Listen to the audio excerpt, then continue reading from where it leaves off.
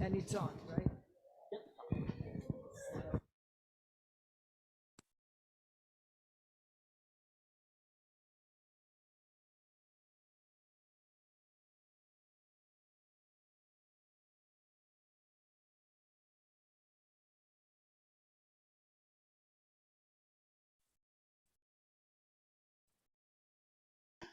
In the afternoon session, we have Maciejewski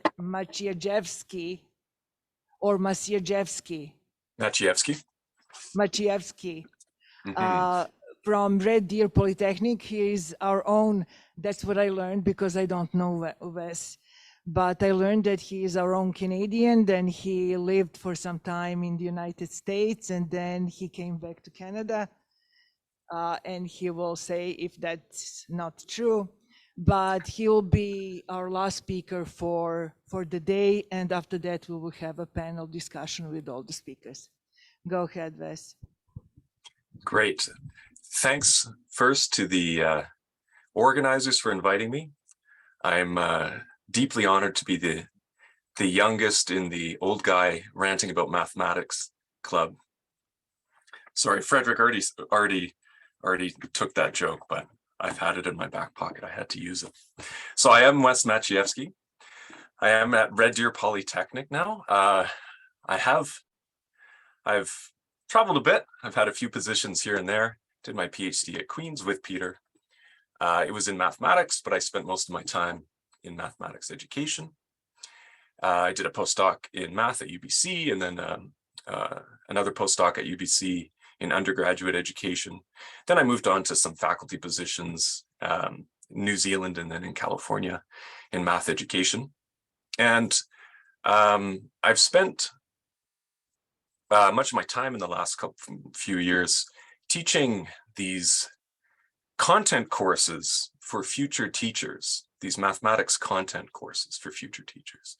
I'm teaching one now, and I'm very curious about what this is in terms of my own practice and what it ought to be.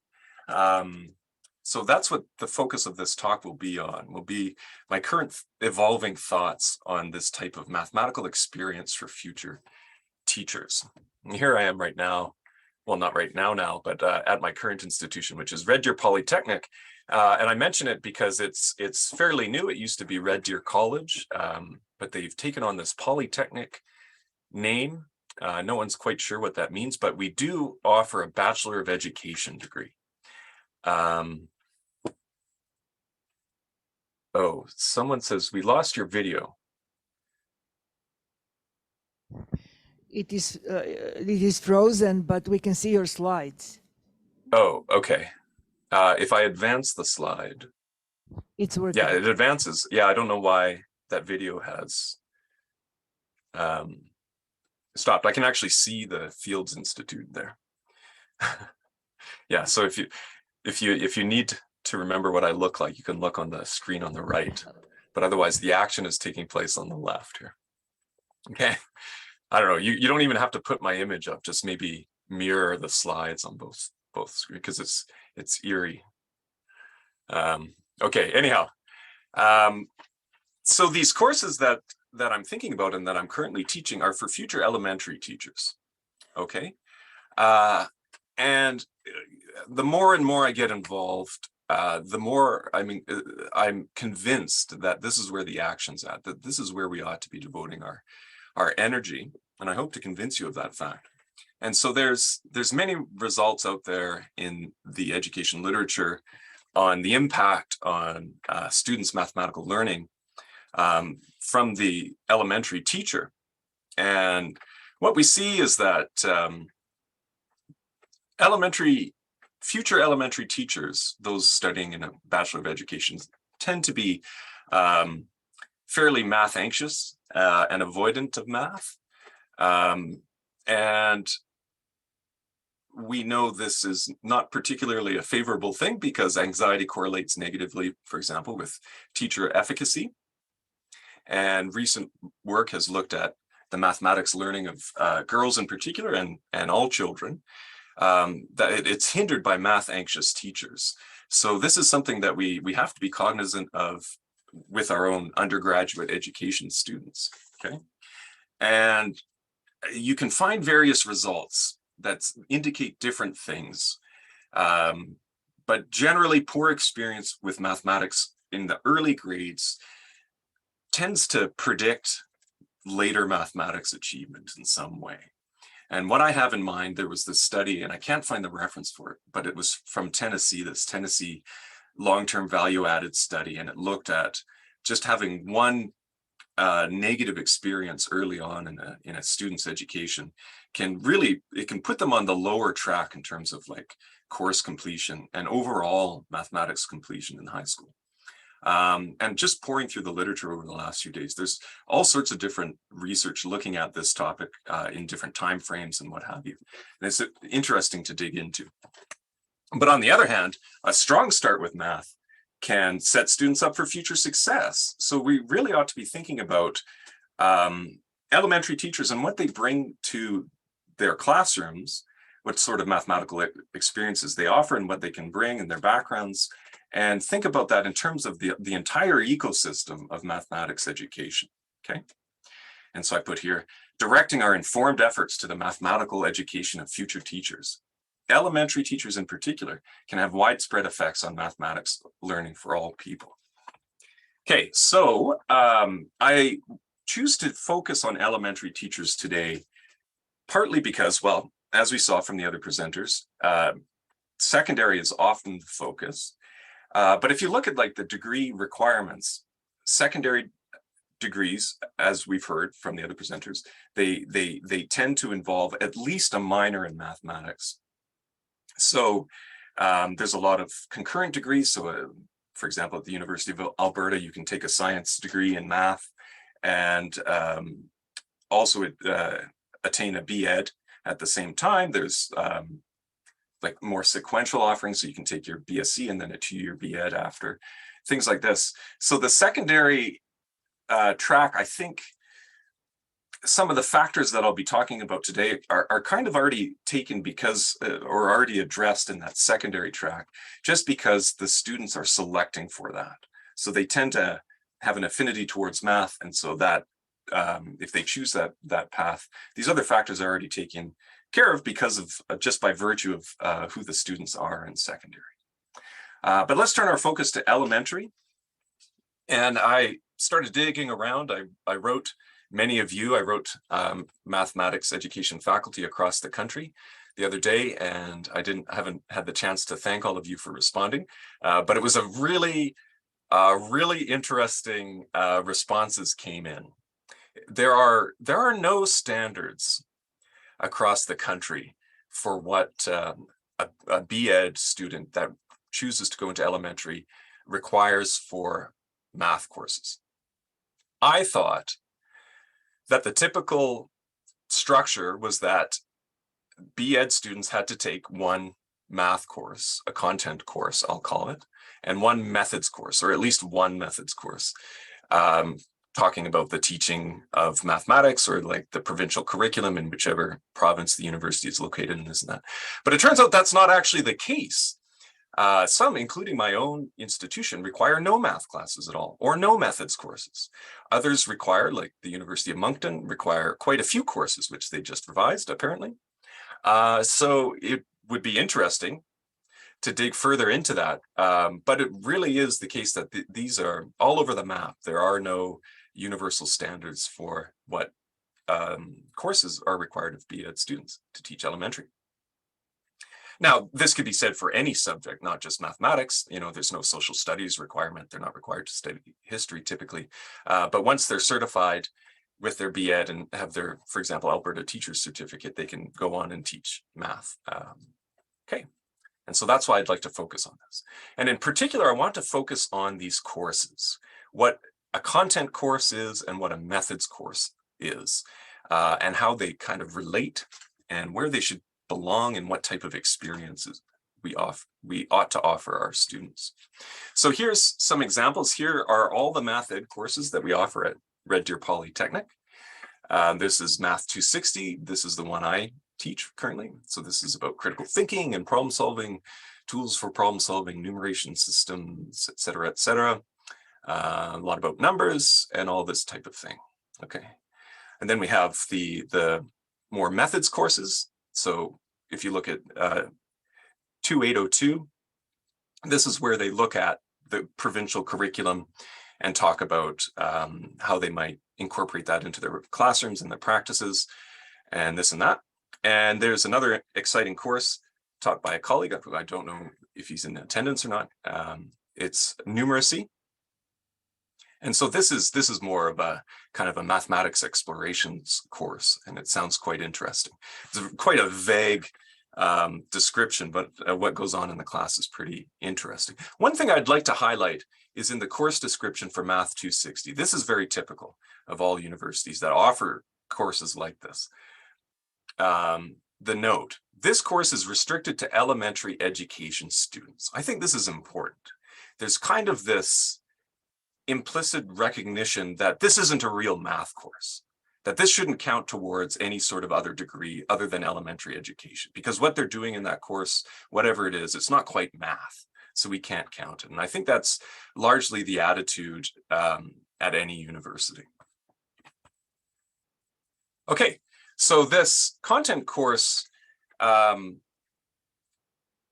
what is it?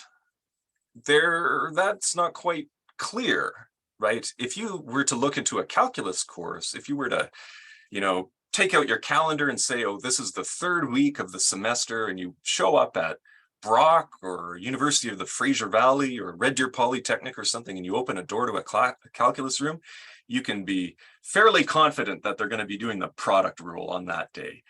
Calculus is very uniform, very predictable, and there seems to be somehow this kind of agreed upon curriculum has emerged and it appeared everywhere, at every university, wherever. You don't have the same thing with these courses for future elementary teachers. Anything goes. It's really whoever takes control of it, whoever grabs onto it. They might have an emphasis on rigorous understanding of arithmetic properties, or they might want to use Mathematics for Human Flourishing as their text, or perhaps something by John Mason or something like this, or whatever. There doesn't appear to be any sort of coordination or anything, any sort of like, the same kind of thing that calculus experienced. But there does seem to be significant overlap with these courses, the ones that I've looked through across the country. But I find that interesting because I wondered, like, what is it? What is informing people, their decisions to make the curriculum and the assessments and the experiences for the students? What is that? Partly from a researcher's perspective, what informs their courses, right? And so a couple questions arise while I'm thinking about that. One is, what mathematical knowledge and ability do we wish our future teachers to have? Of course. And what experiences might best bring about the above? Okay, so it is important to note that this is an education topic. So there are no answers. But the answers that anyone gives, are value-laden. They come from your own background and your own experiences and your own interests and your own values for education. So as I'm talking, you'll see that many of my values will come through.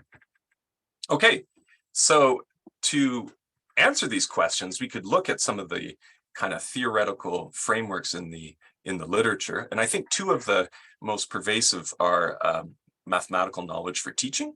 So this is very important work that came out of the University of Michigan, including Professor Bass's work. It's tied in with this. So this is the idea that teachers of mathematics not only need to calculate correctly, but also need to know how to use pictures or diagrams to represent mathematics concepts and procedures to students, provide explanations for common rules and this and that. So really not just knowing math, but knowing it deeply enough to take it from different perspectives and to use it flexibly, and to know about multiple solutions and how we might switch between algebraic and the geometric and things like that. Okay, and this is complementary to this pedagogical content knowledge, which is the most powerful and analogies, illustrations, examples, explanations, and demonstrations, the most useful ways of representing and formulating the subject that make it comprehensible to others, okay? So these two roughly correspond to the math content course and the math methods course, I would say. But I think there's something missing. A lot of my work has looked at student affect, their anxiety, their confidence in math, not necessarily of future teachers. In the students I looked at were students transitioning to university. And we see that time and time again, these affectual factors really influence a student's performance and what they can achieve, what they can learn, and what they can perform. Okay, so I think that these two are too cognitive. These are too cognitive to be all that is relevant for elementary teachers, for future elementary teachers. In short, teachers need to know math, sure, and know how to teach math, of course, but they also need to get along well with math. They have to not be anxious about it. They also have to be confident with it, etc. Okay, I think looks like my video's unfrozen. That's good. So what I'll highlight here is these mathematical dispositions for teaching. So not just the knowledge, the pedagogical content knowledge and mathematical knowledge for teaching, but there's these other dispositions that kind of highlight how a teacher ought to relate to the subject. So for example, they should have perhaps low mathematics anxiety. As we know from a wealth of education research, anxiety and ability aren't always, they don't always go in hand, in that they're not always negatively correlated, meaning that the more anxious or the less able students. We have seen work where perfectly able students that can answer questions in other contexts experience math anxiety in, for example, a timed test environment or something like this. And this anxiety actually inhibits their performance. So we want to make sure that we're addressing not just this kind of cognitive factor, but that non-cognitive factor of anxiety. And similarly, confidence. Some of my recent work has looked at confidence and how this relates to flexible problem-solving ability and how these are very strongly correlated. So we would like to have that. And of course, there's the mathematical growth mindset, the work of Bowler and Dweck, what have you. And they have to have this belief that mathematics is not a genetic thing and that they can work at it and, achieve it, not just mathematics, but anything. We also should have flexibility. When you're in a classroom, as I tell my students, when you're in a classroom of 30 kids, there's the risk of them all giving 30 different solutions to the same problem. And you have to, as a teacher, be flexible enough to see the merit in two solutions and if they're talking about the same thing or not. So we have to have that sort of flexibility and mindset. And there's a lot of work out of John Starr's group in Harvard and Bethany Riddle Johnson at Vanderbilt, I think she's at, that looks at this. And I would say there's another thing that I haven't really found any work on, but this is something I think that mathematicians ought to be thinking about. And this goes back really a lot to Peter's talk and to High's talk and Frederick as well, that we have to kind of view math in its entirety, okay? That, a lot of students really do feel that the laws of arithmetic were handed down to people on stone tablets in a mountain in the Middle East or something like that.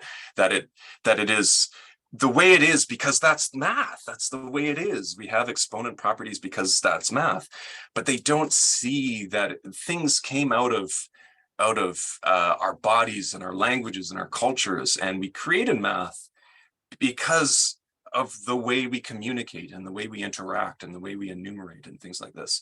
And so all these things come out of that.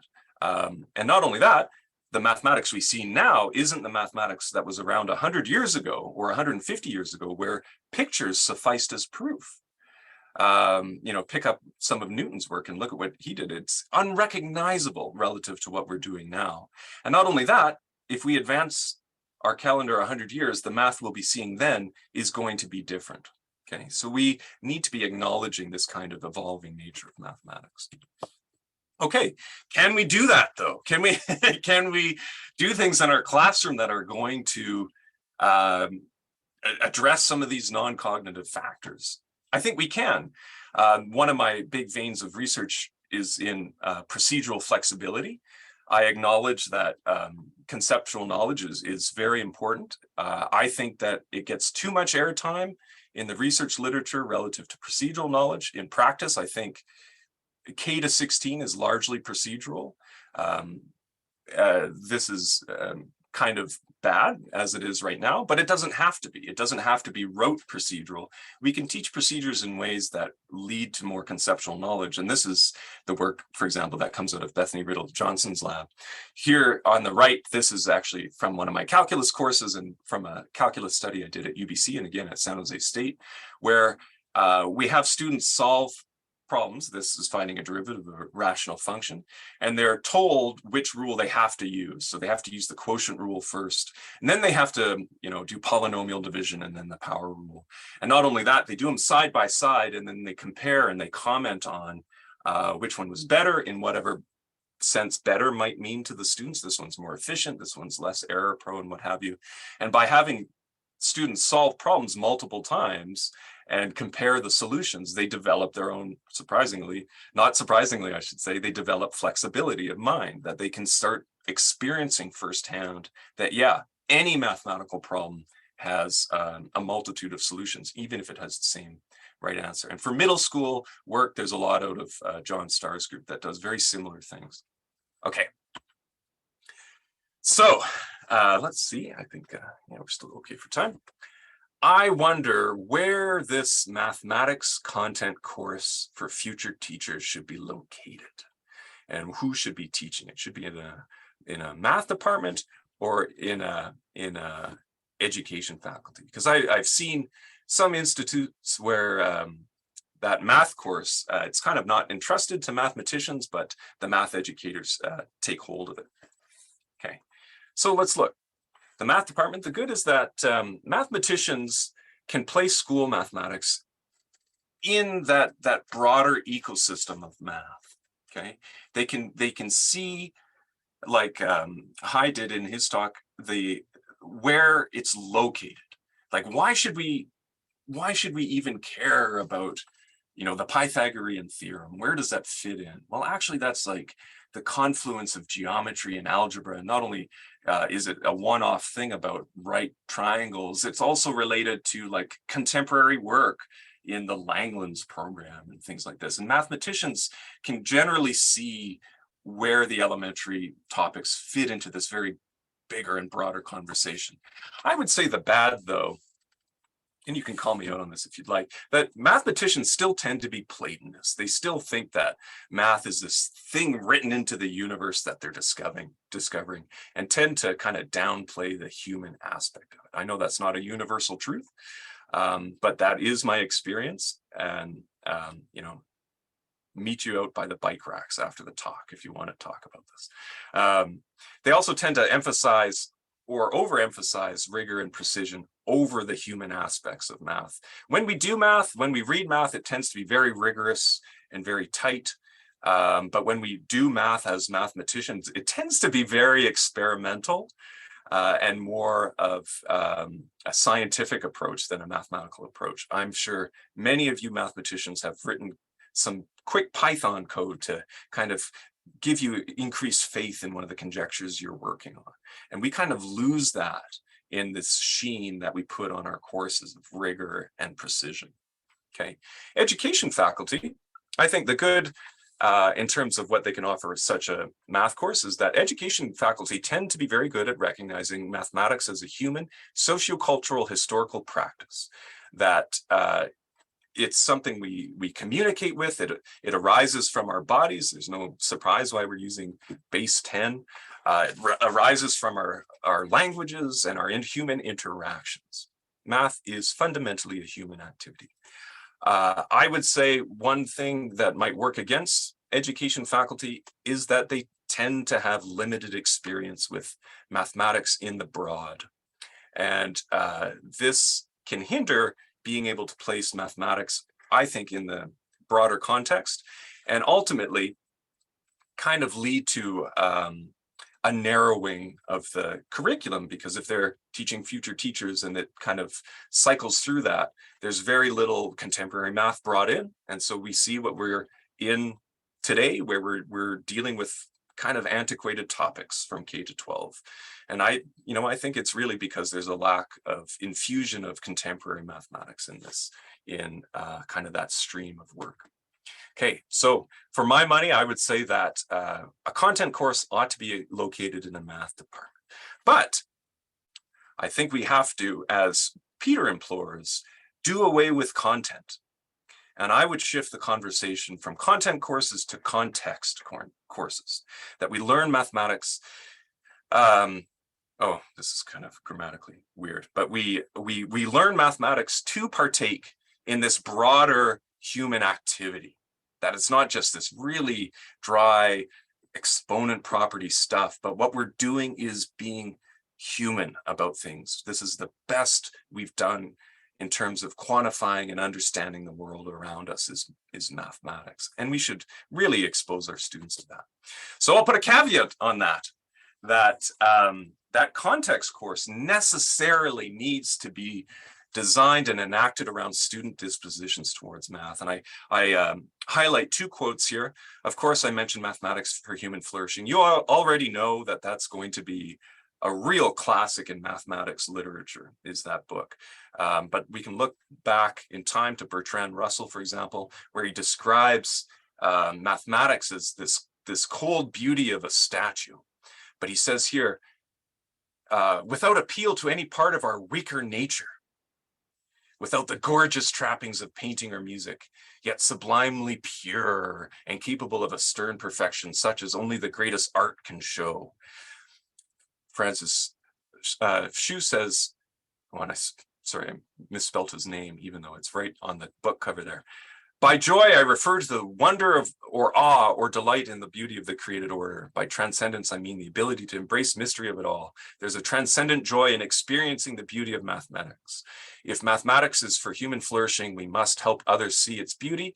I don't know whose course you would take. I would probably do all my best to not take Russell's course. I would take Francis's course. Okay, so there's a risk, in my mind, there's a risk of creating a clear division between math and teaching math in the minds of our elementary teachers, that you see math, you see it more of like Russellian type math, that there's that kind of thing. And then if you take your methods course and it's this other thing that doesn't look like math, who are you going to believe? You're always going to be anxious about this thing, even though you have to teach in here. And we create this separation because they look and feel different. And we really need to avoid that. We need better alignment of the what and how of the mathematics we teach future teachers and the what and how we expect them to teach. Okay, so what might it look like? Could look like this. This is my course right now. So we could situate math in its sociocultural historical context, providing experiences that are engaging, promoting productive dispositions with an eye to true engagement with mathematics.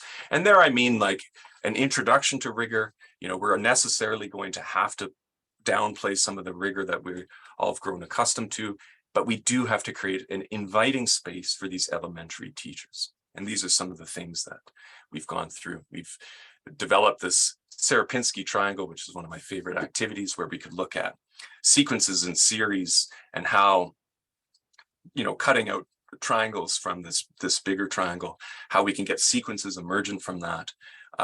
We can see how series, the area of the triangles we remove goes to 1, but the number of triangles remaining to be cut out goes off to infinity as we take the limit. So we can experience infinite conundrums, for example, and those can really trouble the students and lead to very productive ways of engaging with mathematics. Okay. And what should it not look like? These context courses, we should really try to not perpetuate negative stereotypes of mathematics and do it very consciously. Just like I'm conscious of the time. I don't have too many slides left. We should finish just one or 2 minutes. I think you should finish soon. Yes, I will finish soon. Yes. Okay, so the math context courses should not perpetuate negative stereotypes of math, in that there's only one correct way of doing things. assessed as only right or wrong, overly and rotely procedural. These are things we should avoid. And we should also make sure that they're not fucking boring. We have very exciting mathematics out there that we can bring into our classrooms, and we should. Sadly, courses are still taught in this way, and we need to be really calling out people that engage in these practices, because they are harmful, not just for our elementary teachers and for elementary students, but for math as a field. Okay, and this is another example of what it can all look like. This is our math fair that took place just this last Wednesday at Red Deer Polytechnic. You see the student activity engaging in all sorts of really interesting Hamiltonian paths and Egyptian mathematics and tangrams and all sorts of really interesting things. Okay, there's a bit of a summary here. You can read it at your leisure. I'll give the slides, I'll circulate the slides. But my conclusion is investing our efforts, our research, practice, and resources into the mathematics education of future elementary teachers is our best chance at ensuring the long-term health and wider acceptance of the field we love so dearly. Thank you. Thank you very much.